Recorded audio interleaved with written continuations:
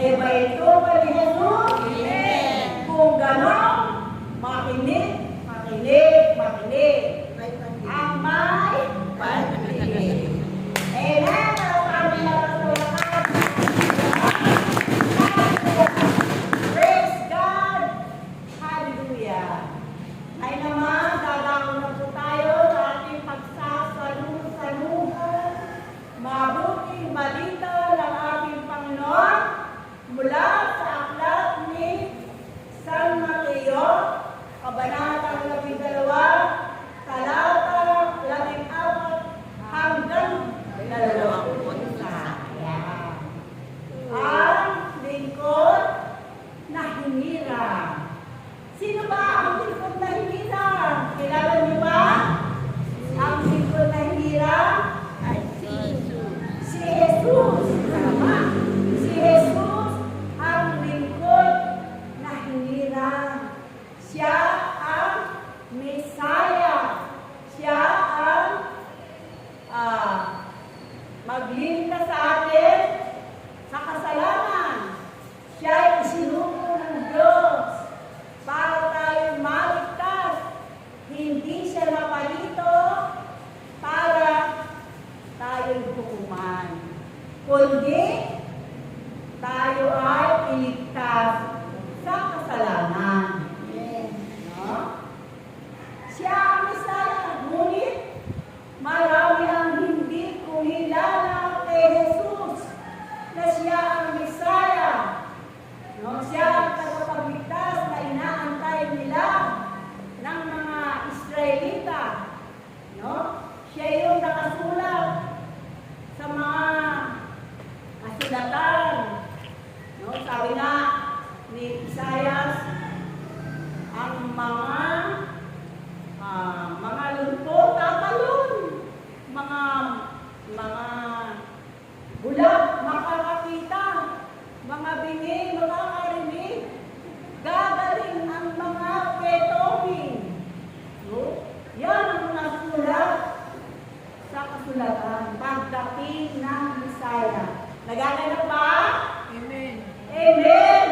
Subalit hindi siya pinaniniwalaan ng mga matataas ang katungkulan. No, sila pa naman yung nakakasaliksik sa kasulatan. Bakit nila hindi kinilala? Sapagkat nahabagan nila ang Messiah ay manggagaling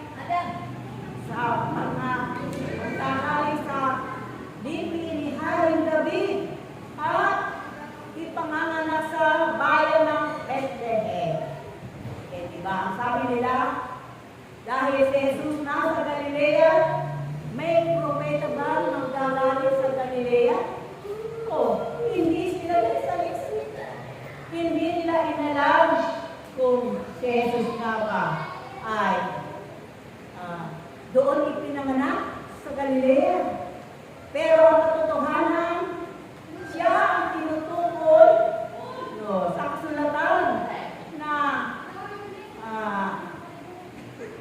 magdagaling sa lahi ni Haring David at ipanganganak sa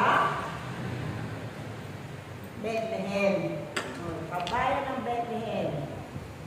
Pero ang inaasahan ng itong mga matataas ang katungkulan dahil nasa lahi ni Haring David, umaasa silang isang maharlika ang kanilang inaantay. Isang prinsipe katulad ni Moses na prinsipe, pero bumaba sa kanyang trono upang makihalo sa kanyang mga kababayan dahil siya pala ay Israelita. Amen? Ganon ang kanilang palagay kay Jesus. Kaya hindi sila maniwala na si Jesus ay Messiah. Pero nagpakita ng himala at kababalaghan ang ating Panginoon sa kanila. No? Ang kanyang pagpapagaling. No? Hindi kaya gawin ng tao lang, kundi ng Diyos. Lalo na nung buhay Pero bang tao makagagawa nun? Diyos lang ang makagagawa, no? Ng bumuhay ng patay. Eh bakit hindi nila paniwalaan si Jesus? Sapagkat natatakpan, no? Ang kanilang mga mata, no? Dahil naiinggit sila kay Jesus, dahil si Jesus ay dinudumog ng maraming tao. Kaya sabi nila, nang sila'y magtipon-tipon, ano ang sabi nila? Kung hayaan natin ang tao yan na gumawa ng himala at kababalaghan, ano ang mangyayari sa atin? Pupunta ang Romano dito at wow sa atin ng ating templo. Bakit? Sapagkat wala ng tao maghahandog sa templo. Wala nang pupunta sa templo. Wala nang sasamba. At wala na rin mag-iitapo. Wala na silang kikitain. No? Yun ang dahilan kung bakit pinik si Jesus sa kanilang lalamunan. Kaya gustong-gusto nilang ipapatay si Jesus. Dahil sa kanilang mga sariling kagustuhan ay mawawalan sila ng kita. Amen. Palakpakan natin ang ating Panginoon. Kaya nga binalak nila si Jesus ay planuhin na ipapatay. Pero hindi ito narinig kay Jesus. Kaya si Jesus umalis sa Jerusalem. No? Umalis siya at nagpunta sa lalawigan, sa isang sa Ephraim. No? Pero ang mga tao sumunod kay Jesus. No? Lahat sila, yung mga may sakit, sumunod kay Jesus. Bakit? Sapagkat ang kanilang pag-asa ay si Jesus. No? Sapagkat si Jesus nagpapagaling ng mga may sakit nung araw. Pagka ikaw ay nalungkot, wala ka ng kagalingan. No? Habang buhay ka ng lumpo. Pag ikaw ay nabulag, habang buhay ka ng bulag. Hindi ka nakapagsalita, habang buhay ka na, hindi makapagsasalita. Pag inalihan ka ng demonyo, habang buhay na, nandiyan ang demonyo. Pero si Jesus, kaya niyang palayasin ang demonyo, kayang pagalingin ang lahat ng mga may sakit. Kaya nga, ang mga tao, inilagak nila ang kanilang pag-asa kay Jesus. Amen? Maging tayo na mga may sakit dito. Nandun din, nilagak din natin sa Diyos ang ating mga pag-asa. Pag-asang tayo ay pagagalingin ng ating Panginoong Heso Kristo. Amen? Tapakan natin ang ating Panginoon. Kaya nga,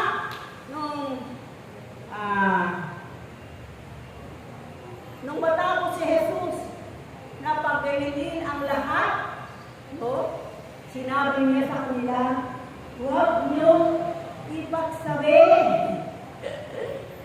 Diba? Huwag ipagsabi yung ginawa niya sa kanila. Mababang loob ni Jesus. Hindi siya mayabang. Hindi niya inaangkin na siya ay nagpagaling. No? Siya ay nagpapagaling ng napakarami. Mababang loob si Jesus. Kaya sinabi na yung sinabi ni Isaias ay natutupad kay Jesus. Ano yun? Sinabi ng Diyos, ito ang aking lingkod na hinirang, na ako rin ang humirang. Ibibigay ko sa kanya, siya'y aking minamahal at kinalulugang lubos. ibibigay ko sa kanya ang banal na Espiritu. At ang ibabalha niya ay katarungan. Siya ay maamo, hindi nakikipagtalo, hindi siya nagsasalita ng masama, at ang kanyang tinig sa kalansangan ay pawang paanas. No? Eh, napakahusay ng ating Panginoon, napakaamo. No? At sinabi pa, hindi niya babalikin ang tambo na nakahapay. Anong gagawin niya? Itutuwid niya yung tambo na nakahapay. At yung aanap-anak na inuwan ay liliwanagan niya hanggang sa mapagtagumpayan niya ang katarungan. Talagang si Jesus, ang katarungan ay talagang ginawa niya sapagkat nakita niya na ang mga tao ay sumusunod sa utos na walang katarungan. Diba? Ang araw ng pamamahinga ay ginawa para sa tao, hindi para sa pagpapahinga. Ginawa yung para sa tao para masiyahan ang tao, magkaroon ng kaanuhan ng mga tao. Pero, diba ang ginawa ng mga namumuno? Diba? Manguha ka lang ng kahoy, panggatong. O, sa araw ng pamamahinga, ano mangyayari sa'yo? Papatayin ka. O, huwag nailasang na natin, Panginoong Jesus, pag nahulog sa balon sa kanyang yung tupa o mga kamelyo, hindi ba ito itaaw nyo kahit araw ng pamamahinga? Ibig sabihin ng ating Panginoon, double standard ang kanilang paghuli sa mga kapal na hulihin. No? Kung sila ang makakagawa, walang hindi nila tinitingnan kasalanan. Diba? Kung iba, aba, papatayin ka sapagkat yan ay labag sa kautusan. Amen? Malakpakan natin ang ating Panginoon. Napakabuti ng ating Panginoon. Kaya siya sa atin ay tumilang din ng kanyang mga lingkod. Tinilang niya ang mga alagad upang ipagpatuloy ang kanyang misyon. Sapagkat si Jesus hindi naman magtatagal dito sa mundo. Kaya umiral siya ng mga alagad. 12 alagad yung kanyang binira. Pagkatapos nun, 72. Maraming alagad ang binira ni Jesus para sumunod sa kalooban ng Diyos, para ipahayag ang mabuting balita ng kaligtasan. At tulad dito sa atin, hinirap kayo ng ating Panginoon? Hinirap tayo. No? Dahil tayo inilapit ng Diyos kay Jesus. Kung di tayo inilapit kay Jesus ng Diyos, wala tayo dito. Hindi tayo magaganap ng kanyang mga gawain. No, ang gawain niya na gusto niyang ipalaganap natin ay yung pagpapahayag ng mabuting balita ng kaligtasan. Huwag kayong matakot, huwag niyong pansinin na kukunti lang tayo na nakakarinig ng kanyang mga salita sapagkat iba na ang panahon ngayon. Ina-upload ni brother sa internet. Kaya kahit minsan wala kang ganong tao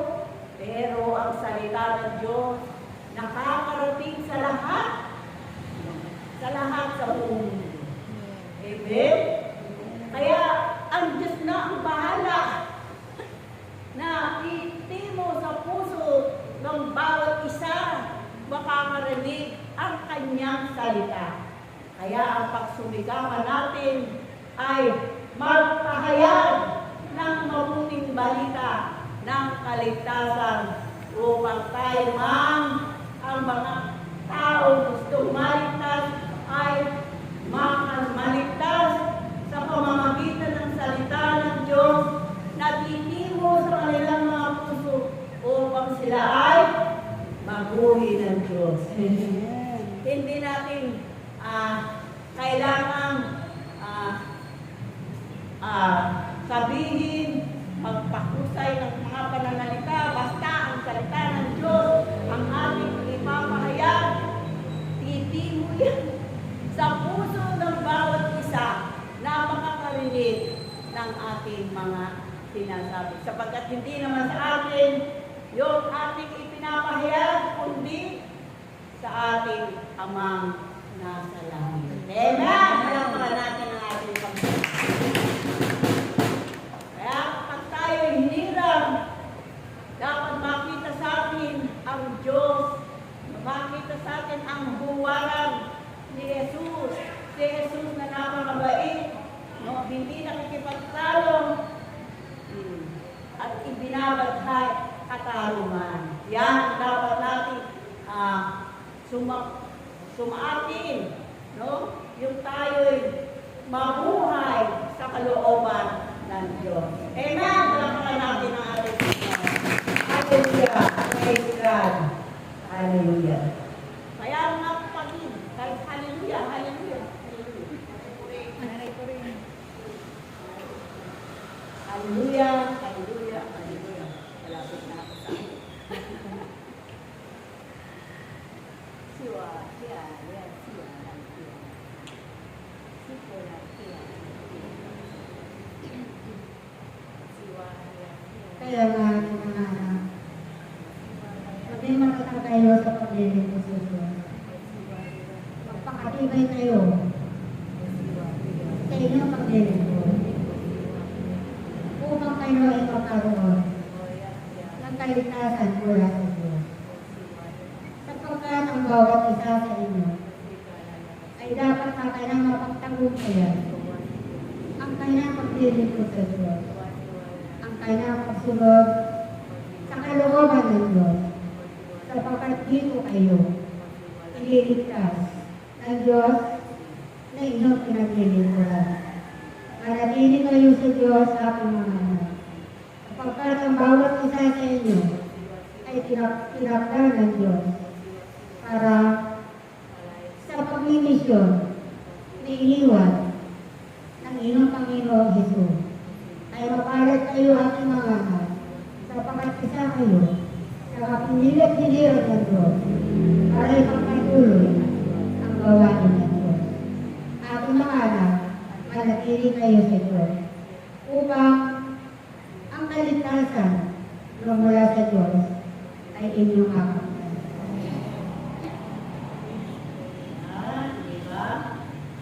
Sabi nga, manatili tayo sa Diyos upang manatili ang Diyos sa atin at ang kaligtasan ay ating makamtan. Amen. Hindi lang sa pagpapahayag, no? Makita sa atin ang Diyos sa ating mga ugali, makita nila ng mga iba na tayo ay dapat pamarisan sapagkat ang ating ginagawa ay mabuti na katulad ng ginagawa ng ating Panginoon.